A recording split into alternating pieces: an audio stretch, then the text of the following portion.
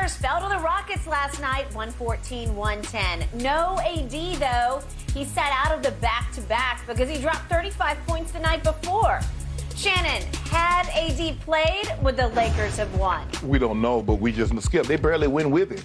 What made them think they was going to win without him? And this is what I don't get. I can see this like, well, AD, he's not been cleared to play back-to-backs. Well, he's about to get plenty of rest. He's about to be able to rest back-to-back for the next 3 months. Yep. If they don't make the playoffs, I don't get this. This was a winnable game.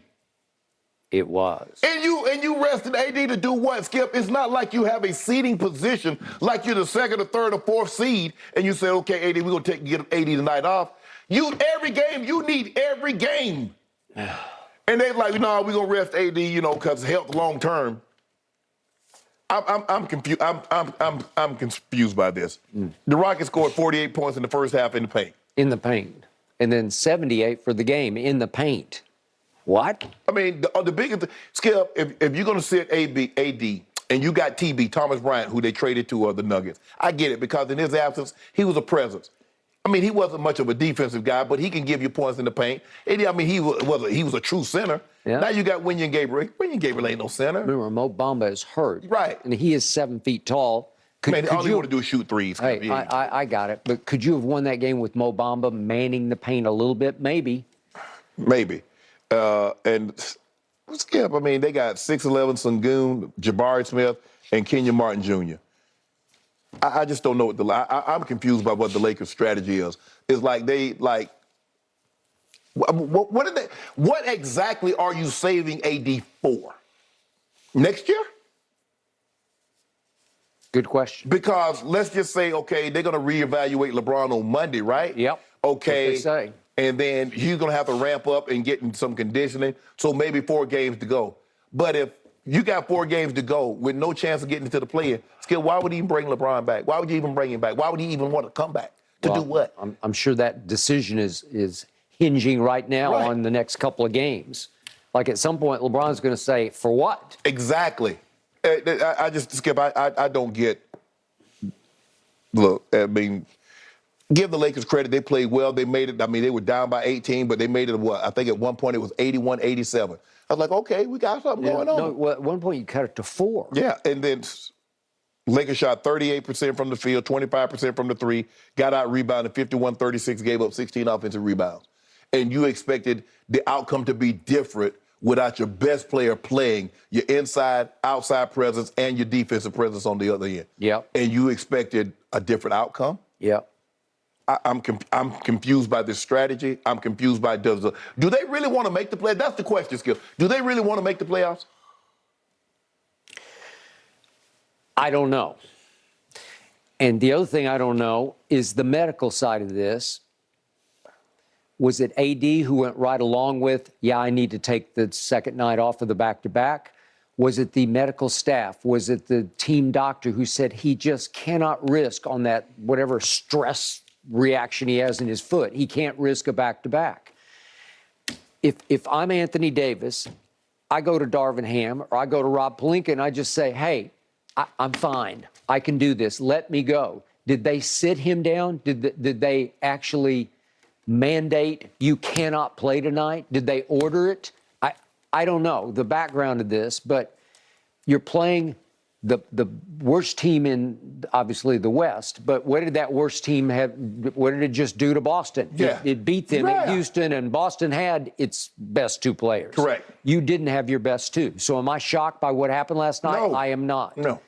Did the Lakers come out lifeless and kind of heartless? Yes. Yeah. And did they get pushed around? Yep, they got pushed around. I'm looking at Twitter last night. Darvin Ham is just getting excoriated on Twitter. He's like the #1 trend the whole night. Yeah. And I click on just the thread. I don't read my response, but I clicked on that thread. They're ready to run him out of town. And I'm saying, well, is it his fault that they came out? But they've come out flat a couple times. Remember the Minnesota home game? Yes. They just came out and just stunk. Against the Knicks at home. Yes. They just didn't come out and fight very much.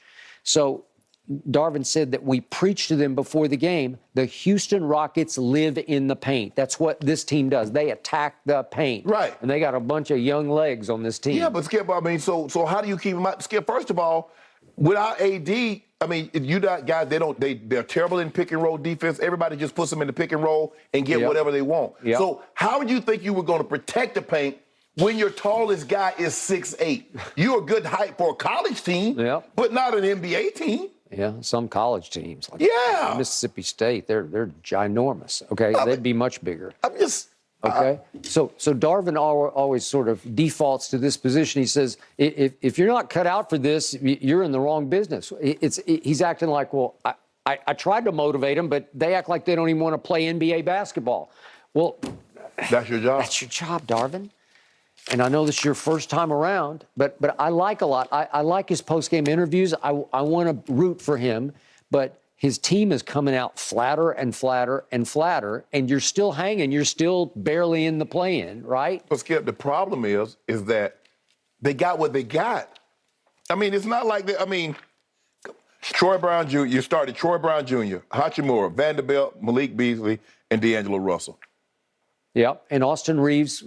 Austin Reeves played great. He didn't shoot very well, but he didn't shoot well from three. Yep. But he was 6 of 14, 1 of 7. He had 24 points. Yep. He was a +1. He was, and in the fourth quarter, he actually played pretty big, and you won the fourth quarter 36-31, and you just couldn't close the gap. Right. Okay, so you know why Laker fans are so frustrated?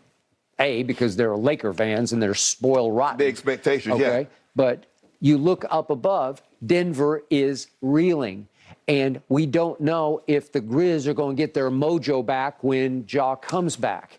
And all of a sudden, both Luka and Kyrie are out. Right. And obviously, Zion has been out. And all of a sudden, Laker fans know that the Clippers are now stuck with Russ, and they're trying to figure out how to motivate around Russ, manipulate around Russ. It just manages minutes. Yeah, okay. But the point is, Golden State is flawed. Right. They don't look the same. And so Laker fans keep looking up at, well, we could be better than them. And I still tell you, I still like the pieces, even though I couldn't see it last night.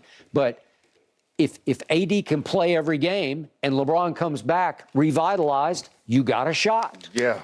In fact, I would like, with AD right, if he can play every night going forward, and LeBron was playing great. He's still a top 10 player. Mm-hmm. Okay, that team is better than Golden State. That's what. I agree with that. It is. Okay, so you got to hang in and hang on. But now we're down to T-12 and counting. Yeah, but Skip, how many games first of all, Skip, it's not like they're a great team to begin with. So without your best player, there are not very many teams. I get it. Like if Boston was without Jason Tatum or they're without Jaylen Brown, you still have one or the other. Mm-hmm. But without your two best players, you're not winning. The likelihood of the Celtics winning without Jason Tatum and Jaylen Brown, or the Sixers winning without Joel Embiid and James Harden. But remember, you can only play 5 at once. Yes. And if you got 2 really good ones, if you got 2 potential top 10 players, you got a shot. Right. Like right now, Sacramento is the best team in the West. They're playing the best. I know. Tell you what, you better have a 10-point lead because if the game's close, De'Aaron Fox gonna beat you. He's gonna get you. He gonna get you. No, I got it. But I was kidding with you the other day. They were playing Milwaukee at home, and I said, "Is this a potential finals?" Right. Yeah. Preview. Maybe. And it took Skip. Okay. It took Giannis giving a Herculean effort. It did. I mean, if he doesn't do what he does in the third quarter, they don't win that game. No, they don't. I'm telling you what, they're gonna be a tough out. You better be willing to know that you can score 130 because they're gonna get there. Okay, but they needed a little scar tissue off that game. They got adulted because to me they're just more adults on Milwaukee right now because they haven't done this before. This is all still pretty new to them. Mm-hmm. Trey Lyles is one vet on that team, and he got tossed at the end of the game because he got into it with Giannis and then Brook Lopez. But again, I like the fight. My point is, Sacramento has never done this before. No. So Laker fans are looking up the ladder at Sacramento saying, well, gee, if we had LeBron and AD in a playoff series, could we beat Sacramento? Yes. You've had a hard time with Sacramento before. You have. But you beat them up there. Remember, Schroeder made a play at the end of the game, and you won the game up there. Skip, I mean, in a 7-game series with the Lakers, right? Sure, they can beat anybody. You better But believe it. hell, they might not even get a chance to make the playoffs. That's what it's come down to, but that's the West this year. Yes. That's why it's so frustrating. It's not like, so, you know, they got a whole bunch of teams, and teams are like, you got one team that's already won like 55 games. Only one team has won 50 games, and I think that's the Bucks. The Bucks might be 49 and something. Yeah. But ain't no team that's just running away in either conference. Okay. Remember the night LeBron passed Kareem, AD had a weird reaction because he didn't get up and cheer. Right. But he had been benched for the moment. He'd Right. been pulled from the game. Right. And he said, day after, he said, hey, I was upset because we were losing to Oklahoma City on our home floor. Right. Okay. I love that attitude. Well, why wouldn't that attitude carry into last night? And you just say, hey, I know you guys don't want me to play because that's what the medical people say. I got to play. Right? Yeah. Can you just say, I'm going to do this because we need this game? This was an opportunity for them to finally get to 500. It was. They get right there on the cusp of 500, Skip, and then go underwater again. 500? Phew. I mean, it's going to be a challenge to win 40 games this year. Yep, it is. After that stretch LeBron pulled off from his birthday through Kareem, whew, and you're still sub 500. Sub. Yep. 36 in the loss column, as a matter of fact, guys. That's even with the 11th place Jazz. The Lakers do have one more win, but they've played one more game. So it'll be tight, those final play-in spots. Time will tell.